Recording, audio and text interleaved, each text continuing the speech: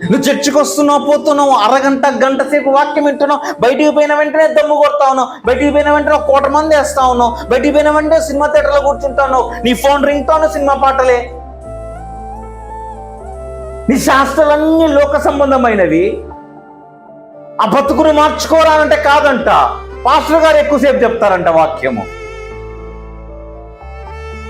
నేను ఆ రోజు డిసైడ్ అయిపోయా. ఎంతసేపు చెప్తున్నాను నేను? సుమారుగా 1.5 గంటన్నర చెప్తున్నానా? నెక్స్ట్ వీక్ నుంచి 3 గంటలు చెప్దాం అనుకుంటున్నా. వాళ్ళ కోసమే కూర్చోబెట్టి కాళ్ళు చేతులు కట్టేసి 3 గంటలని ఎందుకు అంటున్నాను చెప్పమంటారా? 3 గంటలని ఎందుకు అంటున్నాను చెప్పమంటారా? ఒక సినిమా థియేటర్లో సినిమా ఎంతసేపు ఉంటుందమ్మా? సినిమా అయితే 3 గంటలు చూస్తాడు, వాక్యం అయితే అరగంటే కావాలంట వీడికి.